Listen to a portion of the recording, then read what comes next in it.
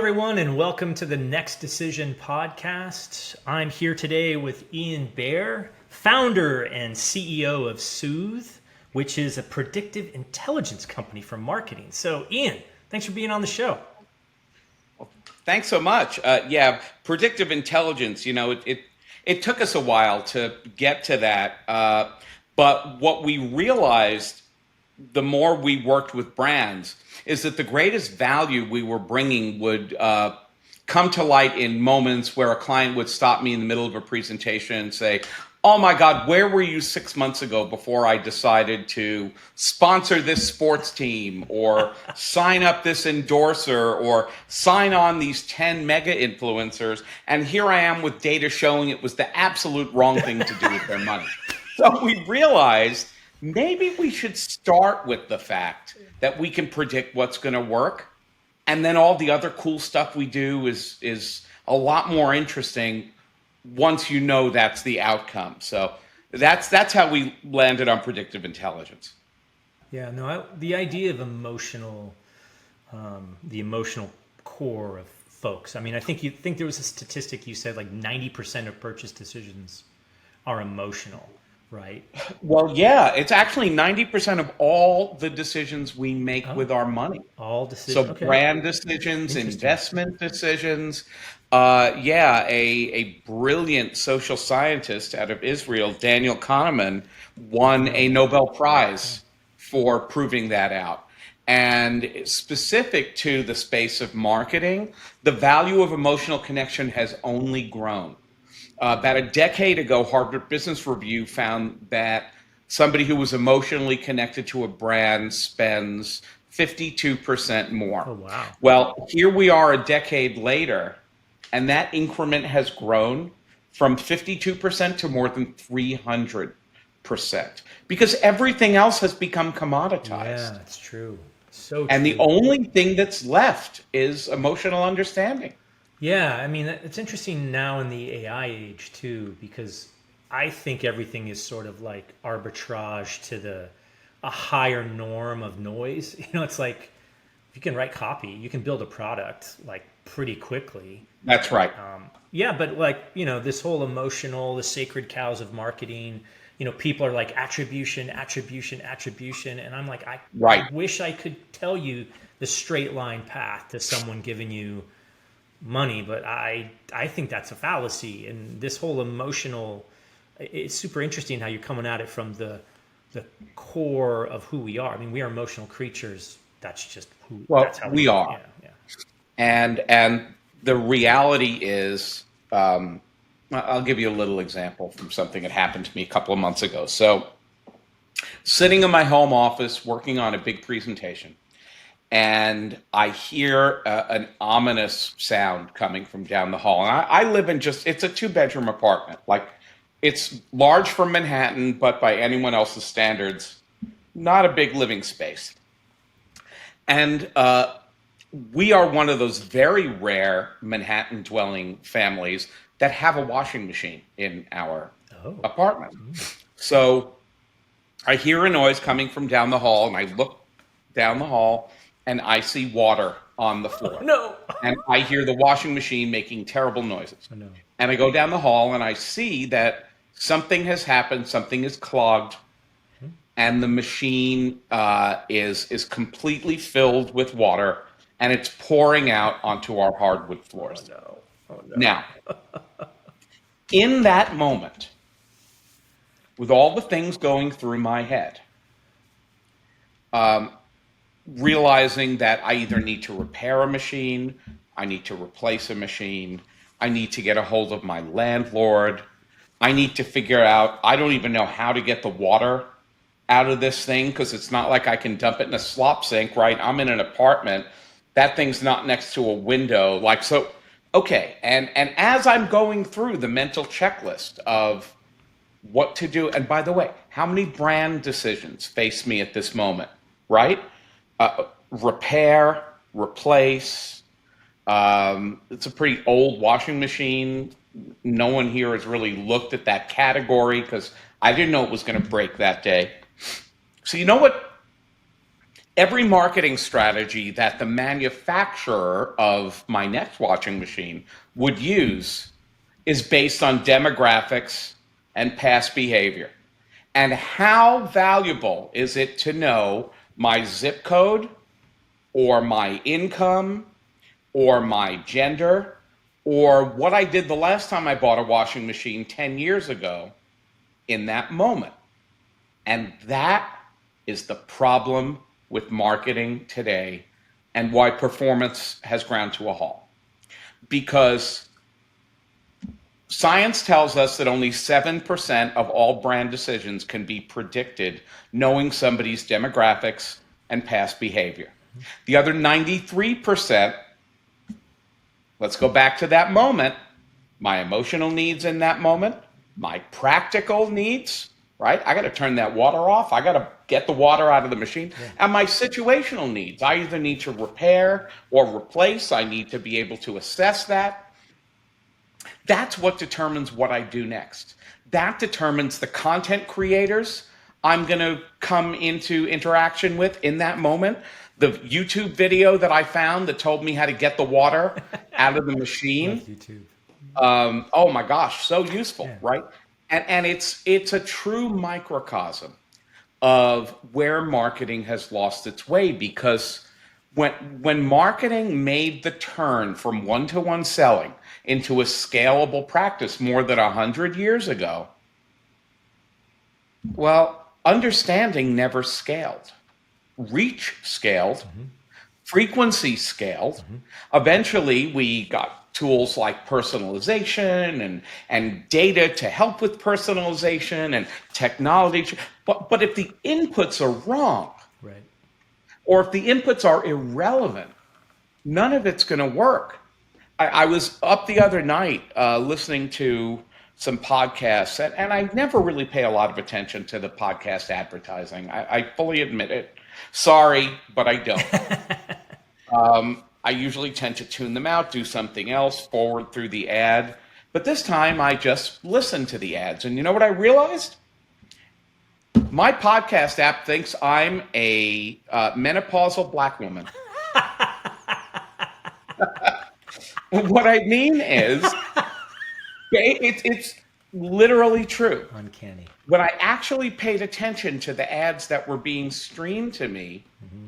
And by the way, I was not listening to a podcast with a particular target. I was listening to Ed Helms' Snafu podcast, which is great if you haven't heard it. Yeah. But every ad was targeting me based on me being somebody I'm not. And I realized it's because of many of the other podcasts that I listen to that the whole platform, Apple, are you listening? The whole platform doesn't know who I am. Yeah. No matter how much I listen to podcasts, and I listen to an incredibly diverse set of podcasts. Now, if there was a way to figure out who I really am behind my listening habits, my emotional motivations, the way I solve problems, the way I discover things, you'd actually find there's a lot of unity to the podcasts I choose to spend time with and the ones I don't. But if you just want to base it on the overall demographics of people who listen to a lot of the podcasts I listen to, you're going to get almost everything wrong about me. And that's what we're trying to fix. Interesting. Yeah. So I think you mentioned something about, marketing has the wrong inputs now. I think we're at the point where we have to rethink, what we need to track and the inputs, like you mentioned. Yeah. We're getting it wrong a lot. And I mean, well, everyone's gotten used to doing what's easy, what's available, right. What's visible. Right. The problem is that never worked. And the fact that it didn't work was masked for a very long time simply by people having a lack of options. But now, in almost any category, you can choose your price point, you can choose your channel, you can choose how long you're willing to wait. You can literally look at options that are in about a 10x range from a price standpoint. Like, do you want the $50 one? Do you want the $500 one? You can have both of them tomorrow. Right. Here are the pros and cons. Right. And you can apply that to nearly any category. So when people's choices are limitless, they get to choose the thing that is overwhelmingly the best fit for, again, those three sets of needs. And the beauty of it is if I actually understand your emotional, practical, and situational needs, that'll account for 93% of the choices you make. So if we can focus on those inputs being based on the 93% that actually predict what someone's going to do versus the 7% that really make it, you might as well throw a dart. I mean, less than 10%. That's Yeah. And it's why most marketing investments do not have a positive ROI. It's why you brought up attribution earlier. No one has been able to connect top of funnel engagement to revenue or sales or profits in any meaningful way. So you have all these blind spots. And rather than pushing further and saying, I really need to know what's on the other side of this decision, too many marketers saying, but you know what, I don't have time to do that right now. I've got to hit this month's numbers. Yeah.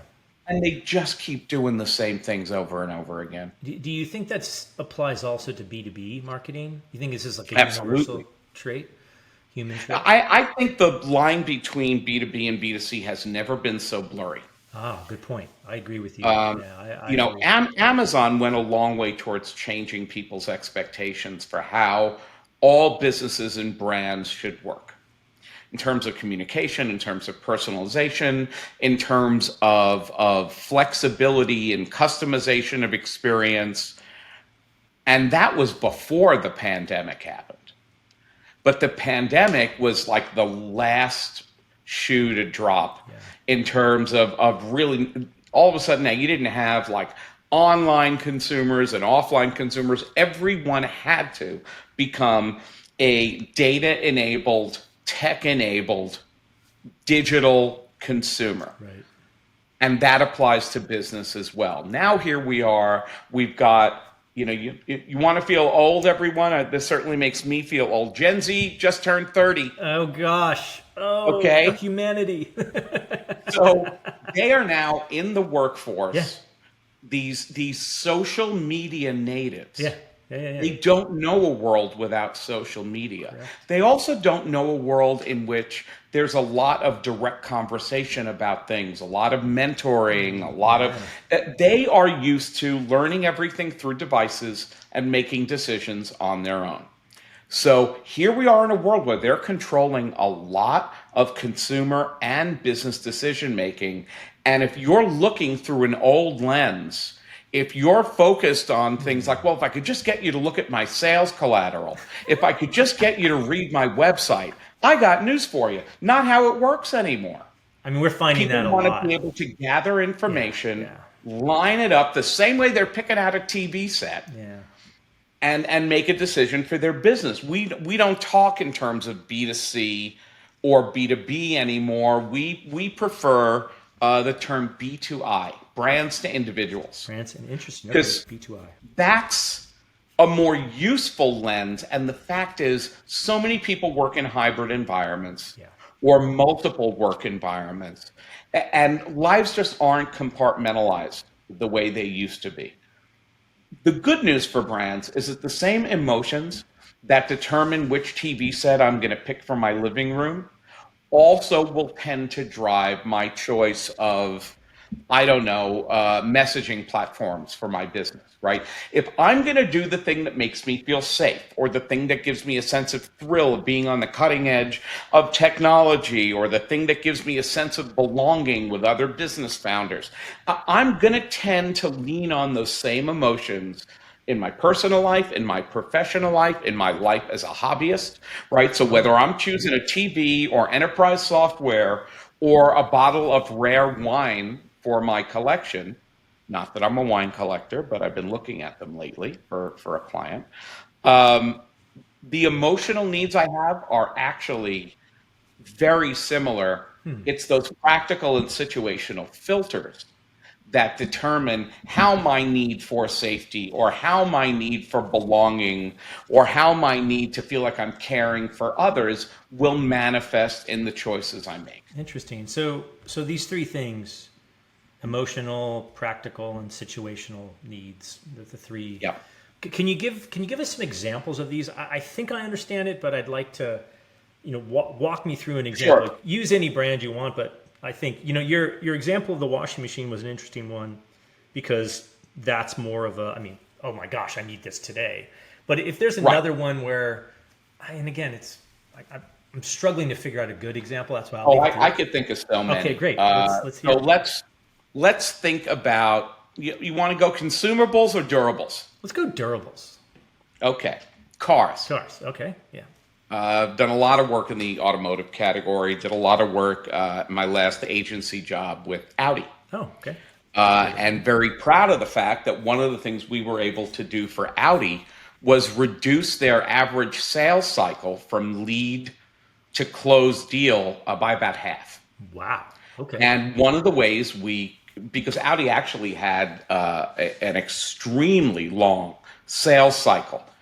But again, if you can cut through and understand what somebody needs and then use that to customize the communications, you're in a very different place. So let's think about somebody in the market for a new car. Well, the emotional need, if you think about those emotions being things like belonging or safety or freedom or thrill, it's very easy to apply those emotions towards the last car you bought or the next car you're thinking about buying. I'm in an interesting bubble here because being a Manhattanite, I don't own a car, and yet we're starting to think about buying a home in another area where need a car. Yeah. All of a sudden we could be car shopping again. So now we're paying a lot of attention every time we go on vacation to the cars we rent and the Ubers we ride in, and we're in that mode. And the emotional needs that I have are quite different from the last time I bought a car. I had a bunch of little kids, now I'm an empty nester. I'm at a point of transition in my life. So there's an emotional hierarchy to those needs. But then once I'm aligned around, I really think, it's going to be safety and fuel efficiency. I don't know, that drive my decision. Okay. Then there are practical needs. How many people does the vehicle need to carry? Is it going to be used primarily for city or highway driving? How available are electric charging stations to me? Should I be considering plugins along my what level of trim would be necessary for the various purposes this vehicle is going to serve? And then there's situational. When do I need it? How much money do I have to put down? Where am I going to park it? And how do I be right? Yeah, that's very practical. How's that going to factor in? Right. Can I get it reasonably insured? So we really think of the emotions being drivers and the practical and situational needs being filters. And when you put all of that together, you can predict, and we've actually proven it out in back testing at 91% accuracy. Wow. You can predict for an audience the way those emotional priorities and practical and situational needs are going to line up for brands that want to be a part of that conversation. So yeah, you can play by the old rules and say, if we build it and we put enough money behind it, people will find us. But I can tell you flat out, that doesn't work. And I don't care how big your brand is, and I don't care how long you've been doing this thing. That doesn't work anymore. The only way to be effective and profitable in marketing is to understand what the people who buy your product need from you as a brand. Otherwise, you're just playing the same odds as everyone else. Yeah, which are low, and very low odds. There's a decent chance, no matter what category you work in, that between the time you started listening to this podcast and now, at least one more competitor has popped up that didn't exist No, when you turn this podcast that's a on. very good point. So I didn't think of good that. luck trying to keep up with all that Yeah. unless you invest in really understanding who's buying from you, why they would buy from you, and why they might buy from somebody else. We always say that the only competitive metric that matters is share of requirement. It's not share of voice. It's not even share of market, because 60% of customers are lost to brands that their current provider wasn't even tracking. Right. So, Right. nobody even knows who their competition is. Talking to a huge media network now, and, they want to monetize their content creators in a better way. And that's one of the things I've had to explain to them. It's like every time somebody posts another video to TikTok, you've got one more competitor than you had before. Very good point.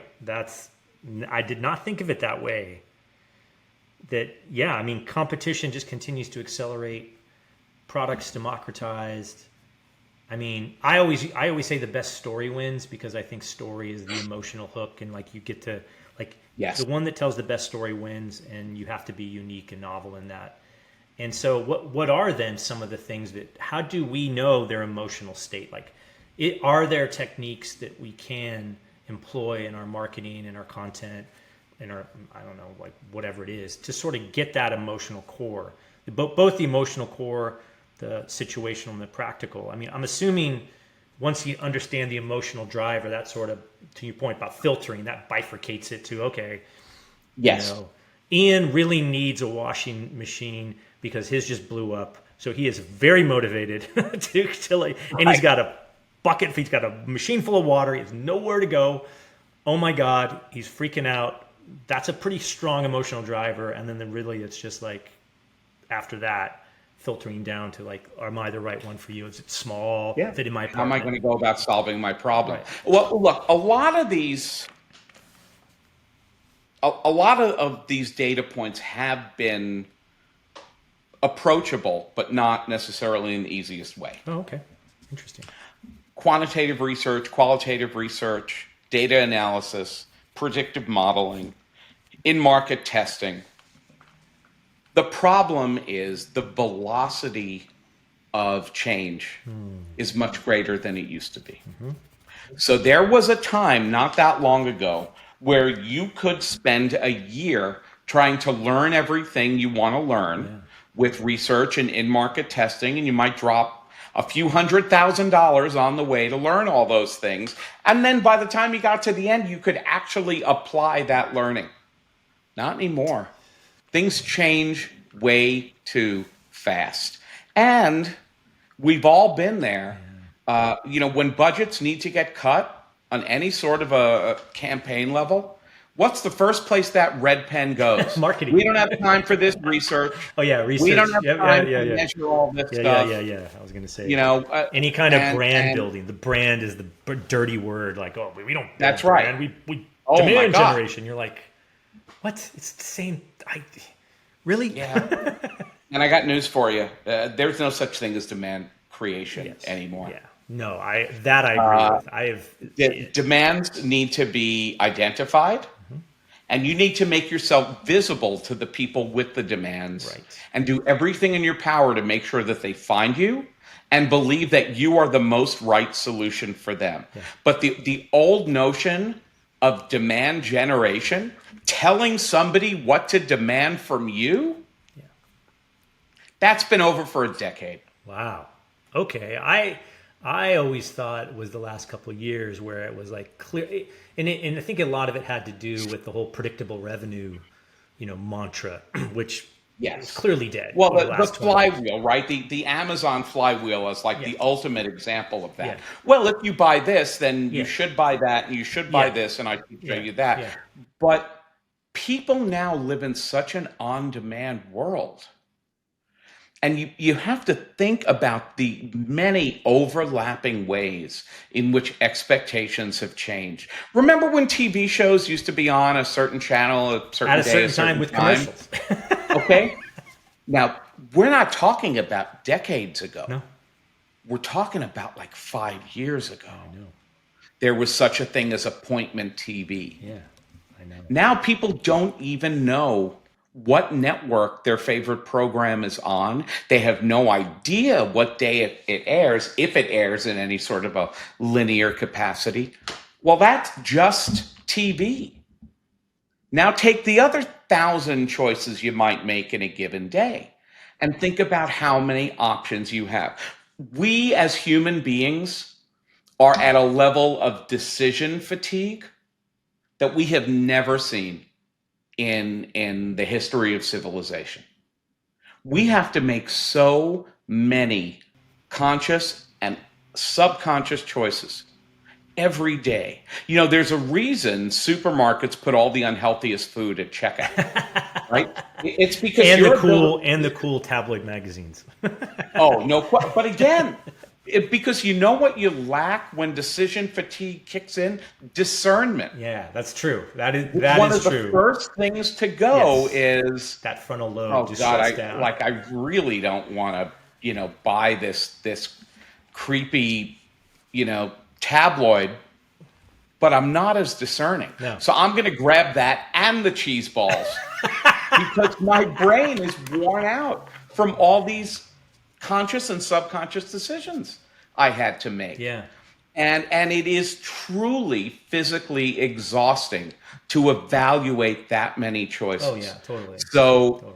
You just can't operate by the old rules. They don't work anymore. Yeah. And again, once you allow yourself to focus on the 93% of decision signals, not the 7%, the rest is just math, right? When I talk about things like, well, yeah, we can increase response 10x, and people say that's a crazy number. It's not, because we're replacing the 7% with the 93%. I mean, you've got more signal. You're literally like looking at more signal. Yeah. No, I mean, that makes total sense to me. So everything we do is about taking what used to require a year or two of research and testing and regression analysis and predictive science, and we can collapse it down to a few weeks. Wow. And because our data refreshes weekly, we can also see even small fluctuations so that the inputs are constantly being fine-tuned to how people make decisions today. Wow. One of the things we've been doing lately, just to illustrate the way our system works, is we've been publishing something every week called the Eli Report. Yeah, that's your emotional logic interface. Yeah. The Eli. Yeah. That's right. So Eli is our AI platform that's created not for generative purposes, but to predict and tell brands what to do, what to say, what not to say, right, where to show up. And there is a predictive nature, right, to everything Eli does. So one of the things we started to do is each week we look at a different category and we look at the dynamics that are driving brand decisions in the category. So rather than look at it from the brand out, we look at it from the consumer out and say, how are people making choices? And how is this likely to impact the futures of companies trying to make money in this category? So like with the decline in alcohol consumption, we took a good look at, what are the tribes of American drinkers? And if you're working in this category, you need to focus on the people who might actually give you more business in the future, because the majority of people will not. Right.